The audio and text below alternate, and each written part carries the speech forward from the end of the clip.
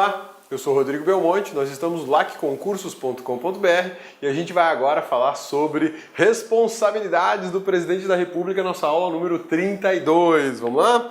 A gente vai conversar sobre o quê? Sobre as responsabilidades presidenciais, crimes de responsabilidade administrativa aplicadas ao Presidente da República. Responsabilidades do Presidente da República, tema que está assim borbulhando, digamos que no cenário jurídico. Ele é tema da moda, né? Por conta do que aconteceu ano passado com a ex-presidente da República, Dilma Rousseff. Ela foi acusada de praticar crimes de responsabilidade administrativa, que é justamente o que nós encontramos no artigo 85 da Constituição Federal. O artigo 85 trata dos crimes de responsabilidade do Presidente da República. E aqui vai um primeiro detalhe importante. Não fala do vice-presidente da República. A Constituição não faz referência aos crimes do vice-presidente da República. A Constituição faz referência aos crimes do presidente da República. Então, muitíssimo cuidado ao sair por aí falando que vice-presidente da República pratica crime de responsabilidade administrativa, porque o vice-presidente, o vice-governador, o vice-prefeito não praticam crimes de responsabilidade administrativa. Quem pratica é o presidente da República, é o governador ou é o prefeito. Tudo bem? Cabeça, mas o Michel Temer, ele é vice-presidente, ele pode praticar. Não, meu amigão, Michel Temer agora é o presidente. Na condição de presidente da República, aí ele pode praticar, sim, os crimes de responsabilidade administrativa, tá bom? As responsabilidades são crimes tipificados na Lei 1079 de 50. Isso aqui é um outro ponto bem importante a gente observar, porque o artigo 85 da Constituição fala das hipóteses dos bens jurídicos, digamos assim, que o Presidente da República não pode patrolar, tá? Não fala especificamente de cada um dos tipos reconhecidos como crime de responsabilidade, porque a Constituição não define quais são os crimes de responsabilidade. Só diz que o presidente pratica se ele violar aqueles bens previstos no artigo 85. E isso é muito importante você saber também. A Constituição não define crimes de responsabilidade administrativa. Ela apenas faz a previsão de que o presidente pode praticar crimes de responsabilidade administrativa. Os crimes são definidos na Lei 1079 de 50, que é uma lei antiga, defasada, precisa de atualização, precisa ser renovada. E essa lei trouxe muitas dúvidas jurídicas no último impeachment que nós tivemos no Brasil por conta da ex-presidente Dilma Rousseff, tá? São consideradas infrações político-administrativas. Essa consideração aqui é do Supremo Tribunal Federal, tá? O Supremo Tribunal Federal é que deu a classificação de infrações político-administrativas e isso ficou muito forte na doutrina do direito, em provas de concurso, eles questionam também, perguntando se os crimes de responsabilidade administrativa são infrações político-administrativas. Sim, são infrações político-administrativas. A definição dos crimes é da competência privativa da União, artigo 22, inciso 1 da Constituição Federal, súmula 722 do próprio Supremo Tribunal Federal. O entendimento de que os crimes de responsabilidade administrativa só podem ser regulados por lei por conta da atuação do Congresso Nacional. Não pode, por exemplo, a Assembleia Legislativa definir o que é crime de responsabilidade, nem para o governador. Não pode a Câmara de Vereadores definir o que é crime de responsabilidade, nem que seja só para o prefeito daquela cidade. Quem define o crime de responsabilidade é sempre a União, porque se trata de uma competência privativa da União. Essa competência legislativa da União, a gente vai encontrar no artigo 22. É uma competência legislativa privativa da União. E súmula 722 do STF confirma essa mesma informação. Pode resultar o impeachment do presidente da República.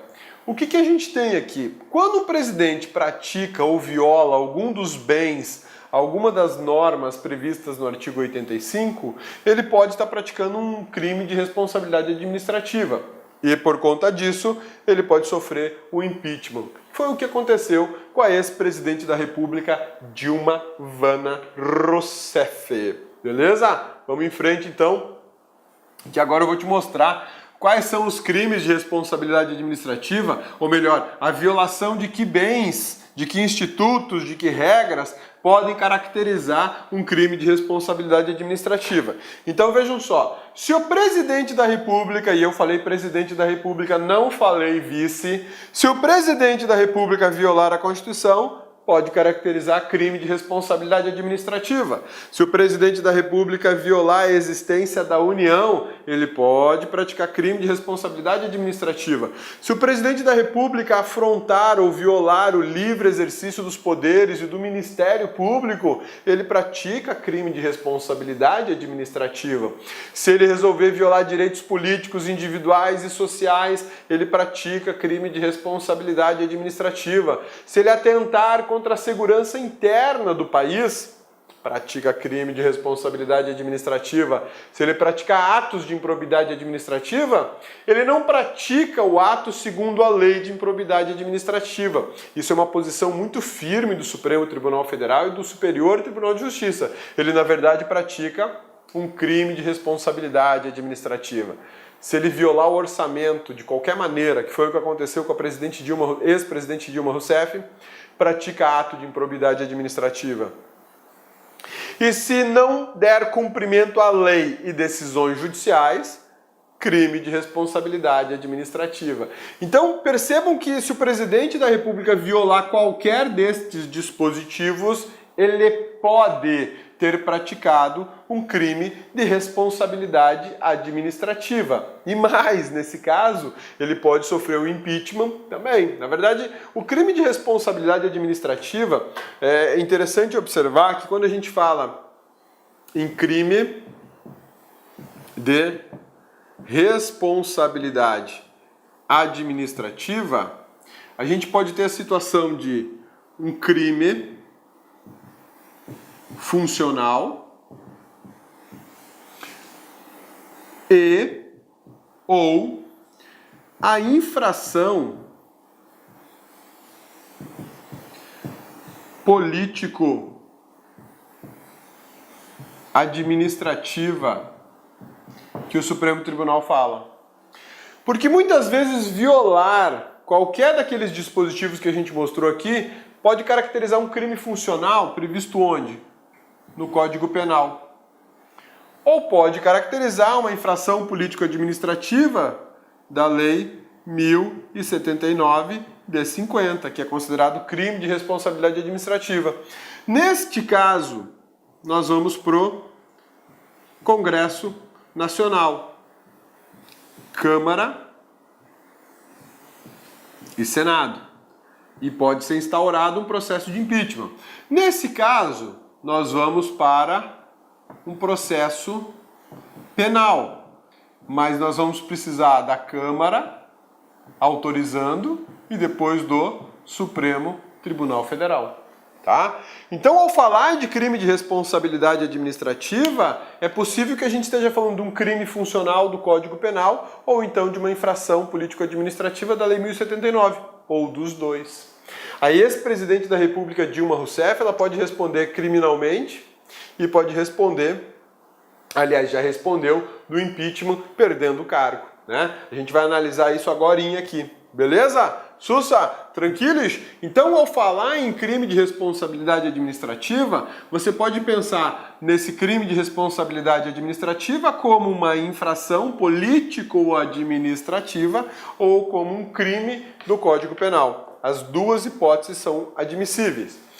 Se houver um crime de responsabilidade administrativa, alguém pode fazer uma denúncia. Essa denúncia vai direto à Câmara dos Deputados.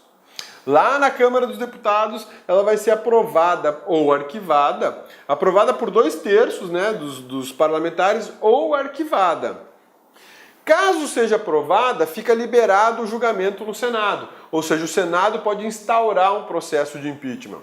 O Senado condena por 2/3 ou absolve.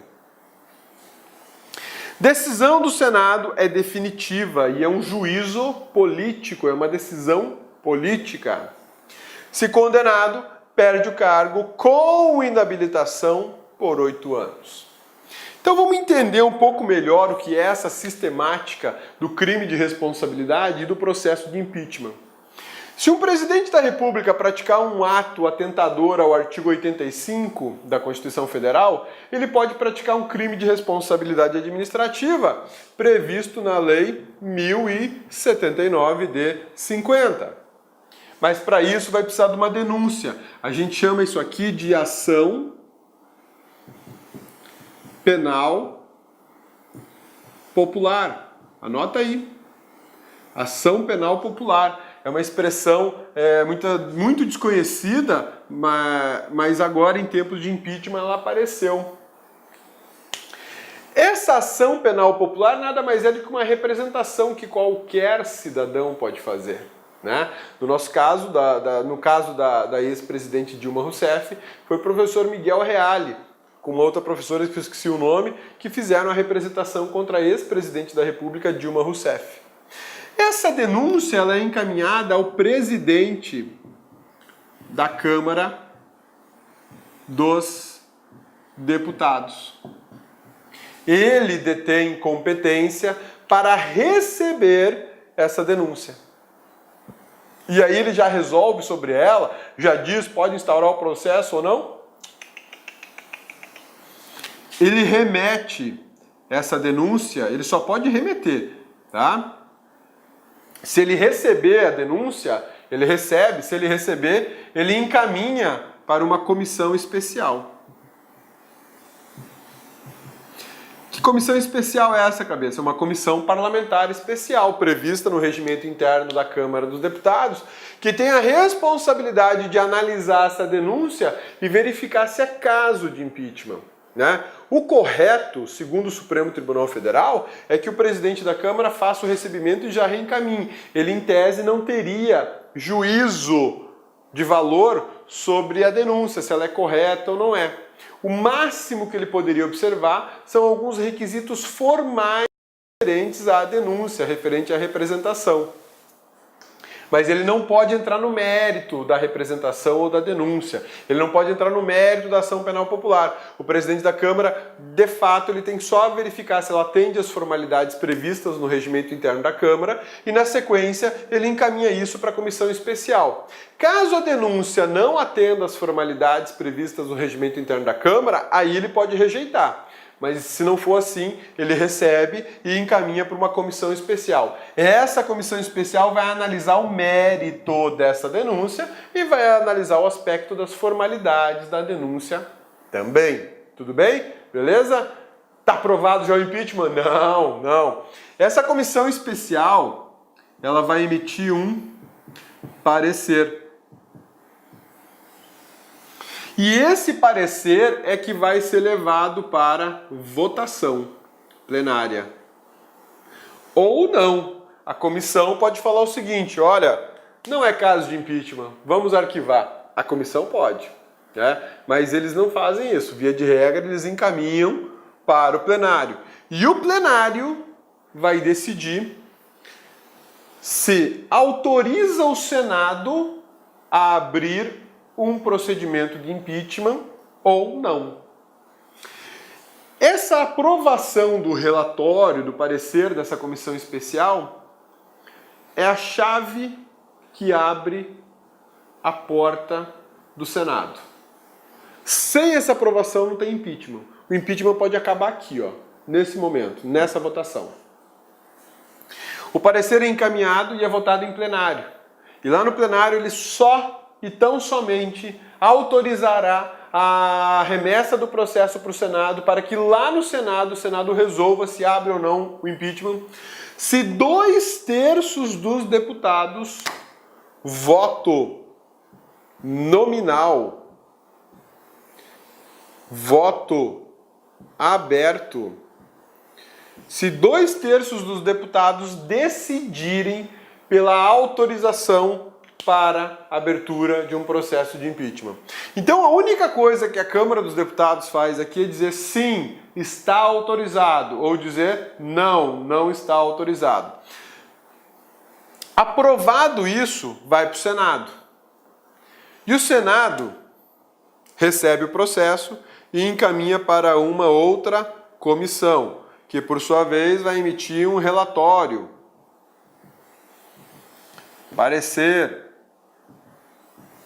sobre a abertura ou não do processo de impeachment. Porque o simples fato da Câmara dos Deputados ter autorizado não obriga o Senado a abrir o processo de impeachment. O Senado é independente, ele abre se ele quiser.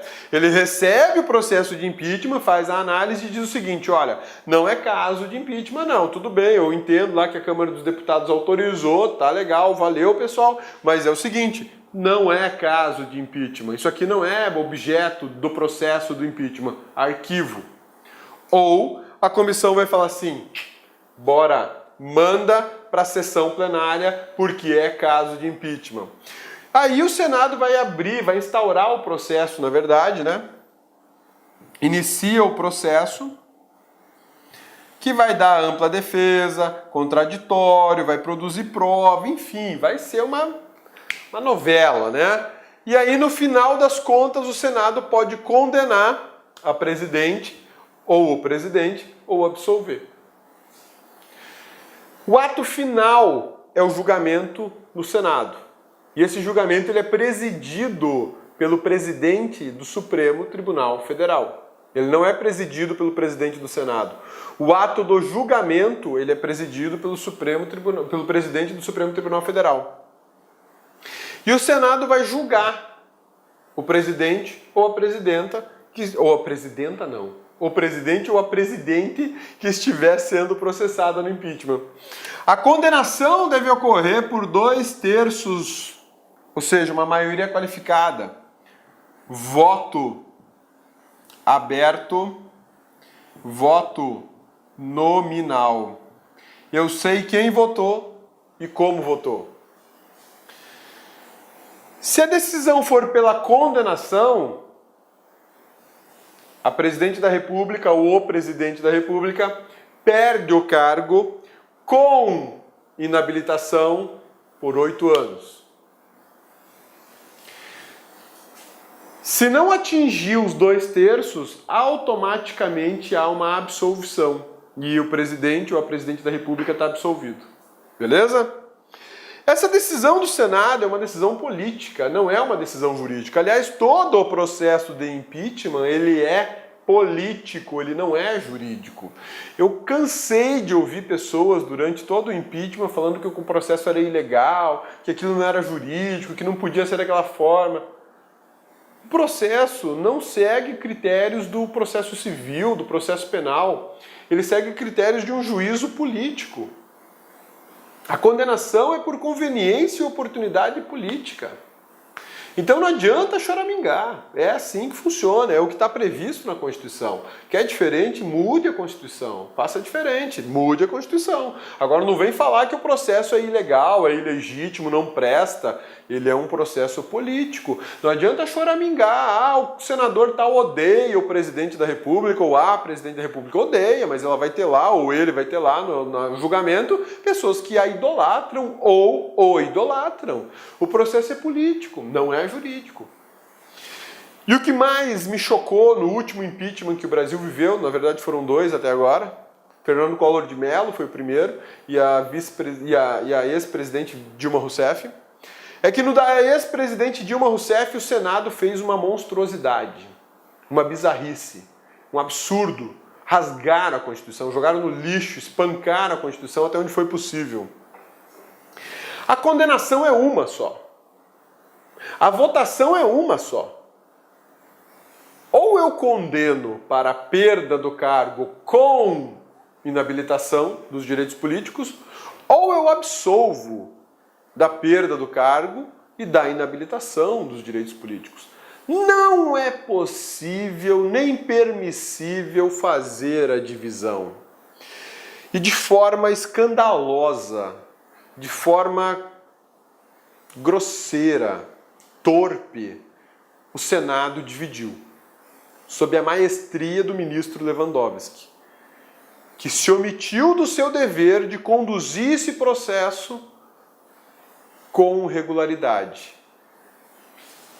cisão da punição, separação da punição, não tem previsão constitucional, não tem previsão na Lei 1079 e não poderia acontecer no momento do julgamento.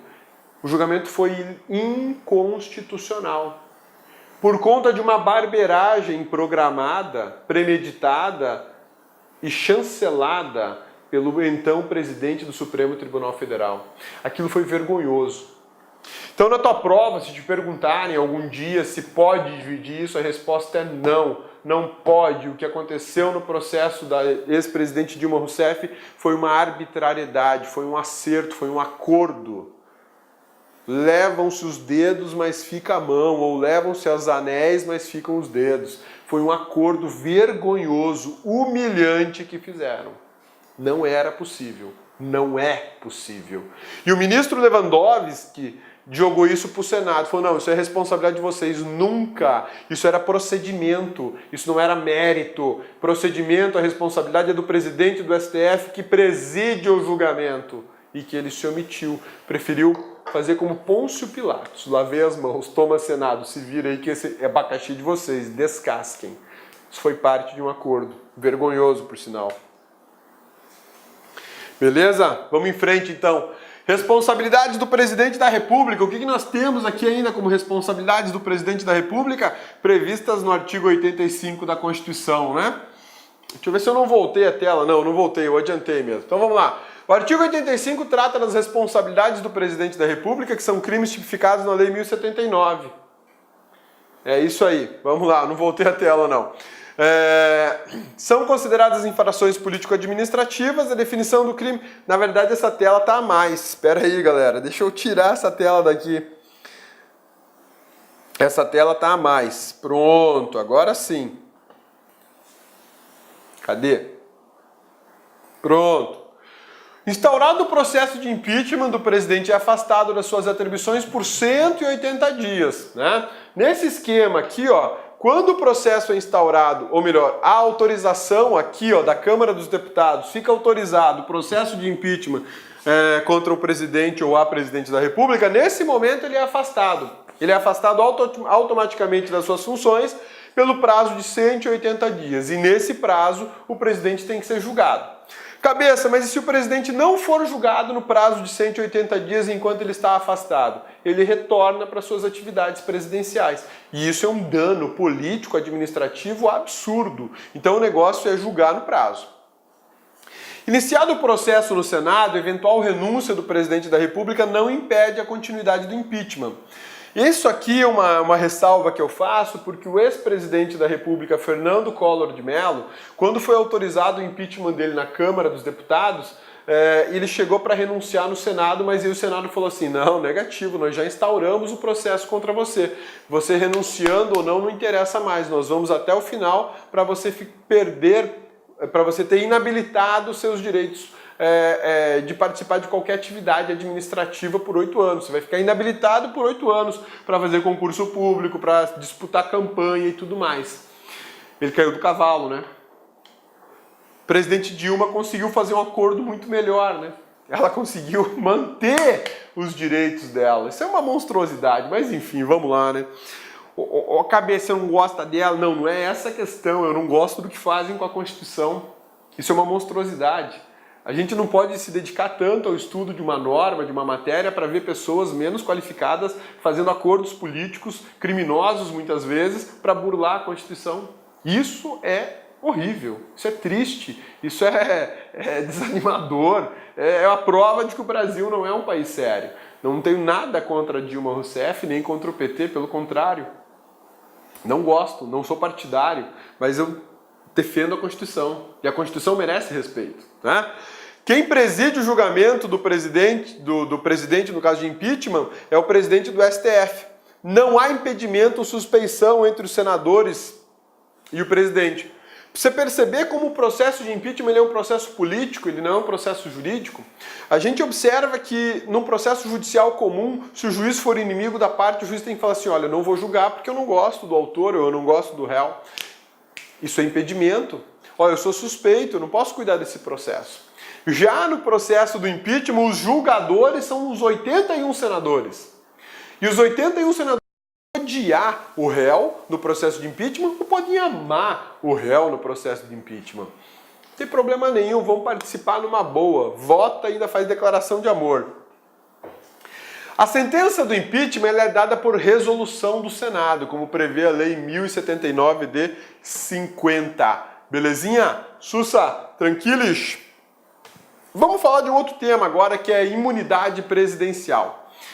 O presidente da República tem imunidade de natureza material e processual. Isso quer dizer que ele não pode ser preso e não responde por atos estranhos à sua função.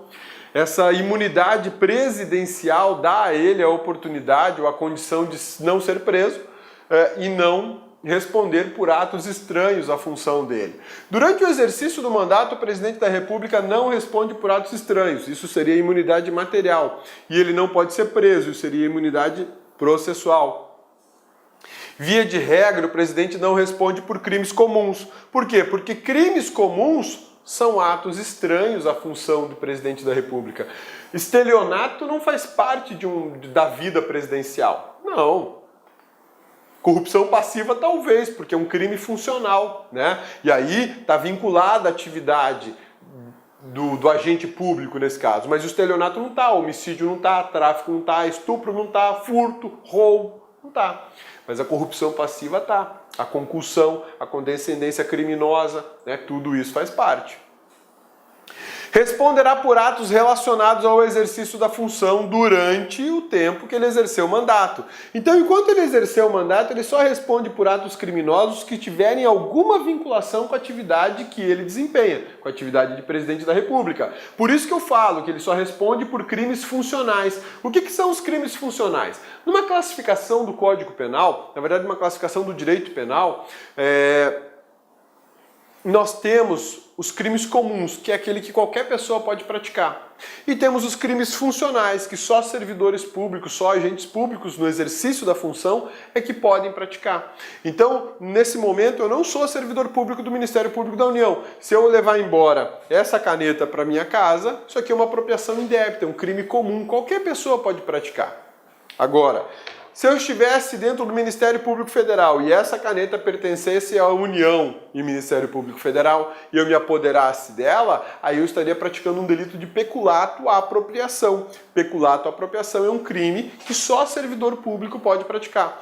Então o presidente da República, ele pratica crimes funcionais, mesmo no exercício do mandato. Ele não responde por atos que são estranhos ao mandato. O crime funcional não é estranho ao mandato, o furto é. O peculato não é estranho, a corrupção passiva não é estranha ao mandato, está vinculada ao mandato. Só é praticado se ele estiver no exercício do mandato. Já o furto não, qualquer pessoa pode praticar, menos o presidente. Cabeça, mas se o presidente da República praticar um furto, que não tem nada a ver com a administração pública, tudo bem. Vai ficar registrado no inquérito policial que ele praticou um furto, mas o processo vai ficar parado até que ele saia do cargo de presidente da República e só depois disso é que ele vai responder, tá bom? Se o presidente da República for flagrado praticando um homicídio, ele não pode ser preso, porque ele tem imunidade processual. Se o presidente da República for flagrado estuprando uma mulher, ele não pode ser preso, por mais violento que seja o ato, porque ele tem imunidade processual. Isso não quer dizer que ele vai ficar impune. Vai registrar-se que ele praticou aquele delito, mas ele não responde por esse crime enquanto for presidente. Não pode ser preso durante o exercício do mandato, que é a imunidade processual.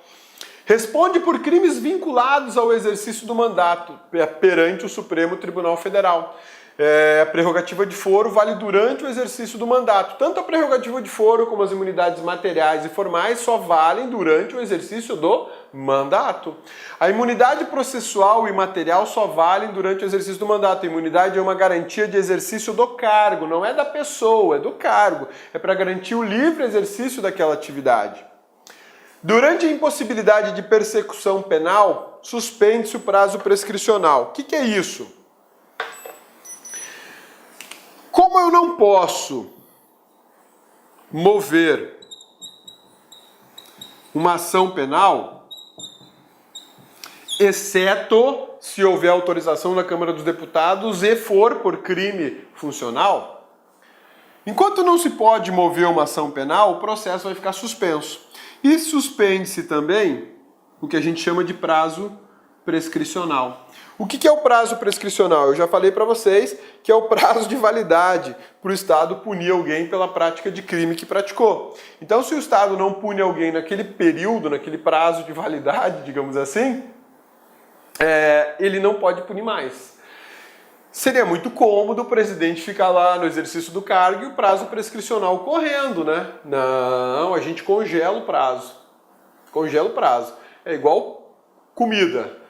Tá lá o prazo de validade da comida, você congela ela, você dá uma esticada no prazo de validade, né? Então é a mesma coisa aqui. Quando o presidente da República está no cargo, ele não vai responder o processo, mas o prazo de validade, ou seja, o prazo prescricional para você puni-lo, não vai correr, ele fica paralisado, fica congelado. Até quando? Até terminar o mandato, tá?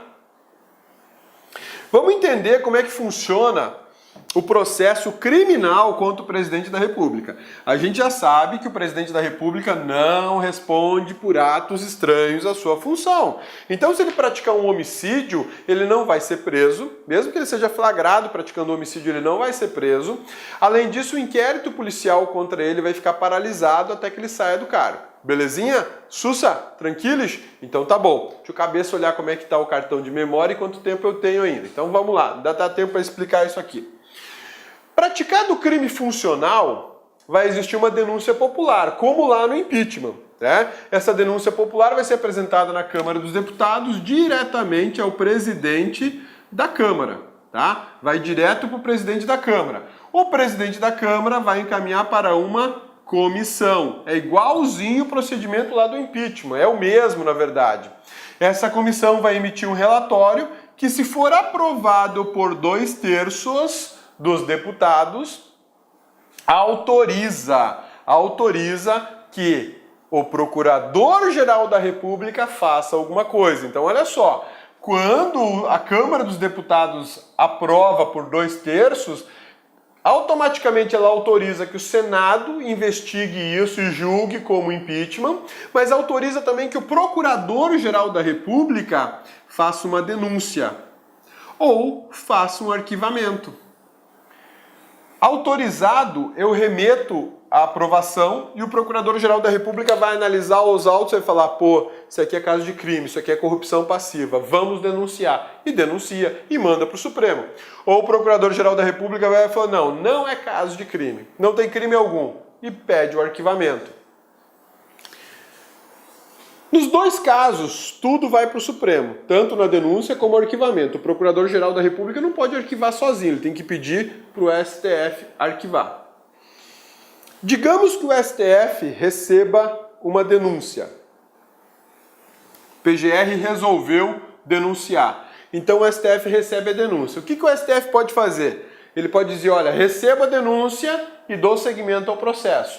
Ou ele pode dizer: arquivo, não tem crime.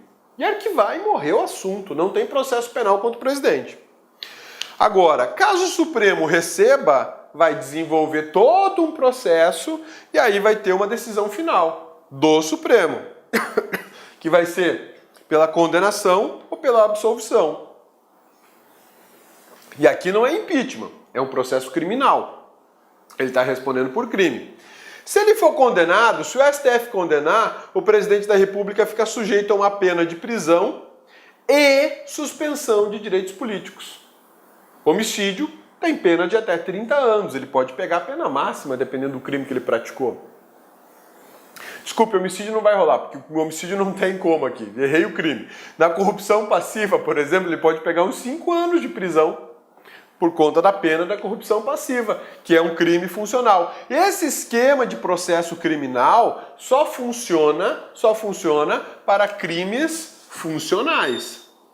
Corrupção passiva, concussão, condescendência criminosa, peculato, um homicídio, furto, não. Enquanto o presidente estiver no exercício do mandato, não vai rolar para homicídio, né? E a decisão do STF, diferentemente da decisão do Senado, é uma decisão jurídica. É uma decisão jurídica, mas não cabe recurso dela também, tá? Não tem para onde recorrer. Então, Em qualquer dessas circunstâncias, o presidente vai ser afastado do cargo por 180 dias e, tendo aqui a suspensão dos direitos políticos, ele perde o cargo também, tá? Ele vai perder o cargo também. Belezinha? Então, chegamos ao final da nossa aula sobre presidente da República, atribuições e crime de responsabilidade. Na próxima a gente vai falar sobre ministros de Estado. Beleza? Conselho da República, ministro de Estado, Conselho de Defesa Nacional. Meu amigão, forte abraço, fica com Deus. Você já sabe, se quiser mais informações de constitucional, mais constitucional.com.br ou informações de administrativo, mais administrativo.com.br. Siga o Cabeça aqui no Instagram, no Facebook e no Periscope. Rodrigo A. Belmonte, você me encontra em qualquer das 3 mídias. Meu amigão, fica com Deus. Muito obrigado pela força, pela paciência e pela dedicação. Você vai conseguir sua vitória. Forte abraço e até a próxima aula. Olá, meus amigos, tudo bem? Sou o professor Luiz e estou aqui para fazer um convite muito especial para vocês. Olha só, você gostou desse vídeo? Nós do Lá Concurso disponibilizamos 60 videoaulas inteiras, 60 videoaulas que compõem o nosso curso online da Seduc. Olha só, 60 videoaulas é uma pequena parte da quantidade do curso. Nós, do Lá Concursos, estamos aqui convidando vocês, em especial o professor Luiz Antônio, para se matricular em qualquer um dos nossos cursos. Nós temos 4 cursos específicos para a Seduc. Primeiro, apoio administrativo, 10 de R$20. Segundo, técnico administrativo, 10 de R$25. E professor, 10 de R$30. E temos também um curso específico focado, que é o curso para a prova discursiva. Lá, esse curso custa 10 de R$15. Você tem direito a 3 redações corrigidas e 3 questões discursivas corrigidas de acordo com o edital. Pode ter certeza que aqui no Lá Concursos é a melhor preparação para o concurso da Seduc 2017. Espero vocês. Tchau. Fui. Clique lá.